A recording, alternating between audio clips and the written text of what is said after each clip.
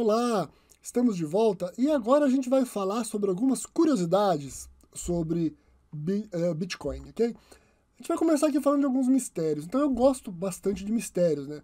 Então, citando alguns, aqui tem um mistério do D.B. Cooper, né? Que é uma pessoa, se você não conhece a história, que pulou de um avião com dinheiro, né? Ele sequestrou o avião, depois pulou do avião em pleno voo, e até hoje não sabe se ele sobreviveu ou não. É uma história cheia de mistérios. O outro mistério interessante é a ilha de Oak Island, né? Uma ilha no Canadá, que existe lá o famoso Money Pit, um poço do dinheiro, que existe um suposto poço que teria dinheiro no fundo, mas ninguém conseguiu até hoje chegar ao fundo desse poço e várias pessoas morreram, enfim, é outra história de mistério.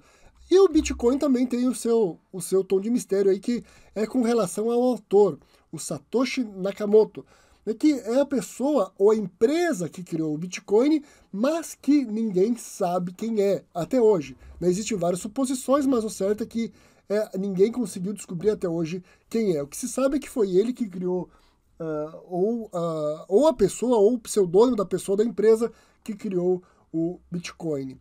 Então, essa é uma das curiosidades, né? Existe esse mistério aí em torno da criação do Bitcoin.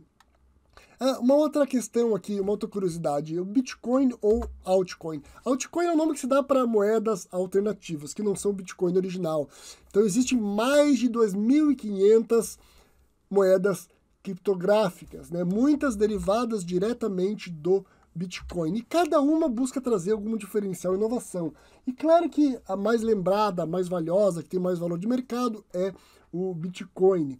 Existem para citar alguns exemplos, o Bitcoin Cash, o Bitcoin Gold, que são novas versões que surgiram em 2017 devido a um conflito com membros da comunidade do Bitcoin sobre algumas atualizações de software. Então é como se fosse uma divisão do Bitcoin, mas o Bitcoin continuou sendo a moeda mais forte. Então o Bitcoin é a primeira e a mais valorizada. Qualquer pessoa pode criar uma moeda criptográfica.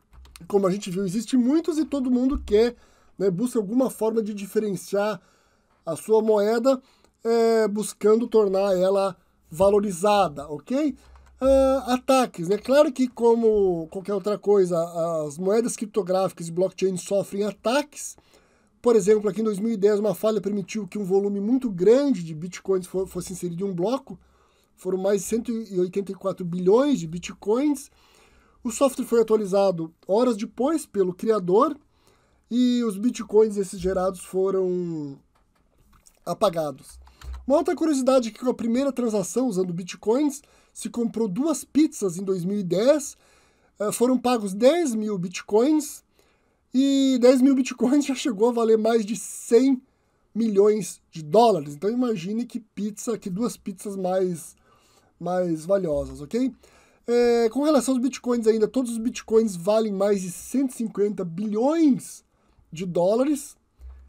E aqui uma outra curiosidade com relação a frações, né? Como um bitcoin ele vale muito, ele tem um alto valor, normalmente eles são transacionados em frações. E, como eu falei, dificilmente você vai ver uma transação com 1 bitcoin ou mais. Existem algumas métricas aqui que são conhecidas como o Satoshi. Então, um Satoshi é 0,000000001 Bitcoin, ela é muito utilizada, mas ela não é a menor, tá? Existe um millisatoshi, tá? Que tem ainda mais zeros, é ainda uma fração menor de Bitcoins. Uma outra curiosidade aqui, perdeu a sua chave privada. A gente viu, né? A gente estudou já que a chave privada ela é um elemento fundamental para você transacionar. Se você não tem a sua chave privada, você não consegue vender seus bitcoins, você não consegue transferir, você não consegue fazer nada com os bitcoins. É como se você não tivesse seus bitcoins.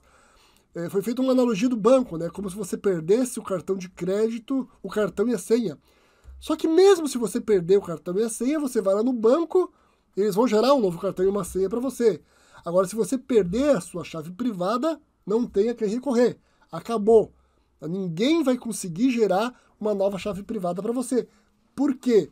porque não tem como gerar a chave privada a partir da chave pública. Criptograficamente isso é impossível. Okay? Então, se você perdeu a sua chave privada, você perdeu seus bitcoins. Eu conheço pessoas que perderam suas chaves privadas e perderam já bitcoins. Talvez você também conheça. Mas o fato é que há uma estimativa de que 30% a 50% dos bitcoins estão perdidos para sempre. Okay? Isso é muito, muito, muito dinheiro. E sem as chaves privadas, esses bitcoins eles vão ficar lá no blockchain, mas jamais vão poder ser movimentados, ou seja, estão perdidos. Né? Espero aí que você não seja não tenha tido o azar de já ter tido bitcoins e ter perdido a chave privada, porque um número muito grande de pessoas já perdeu.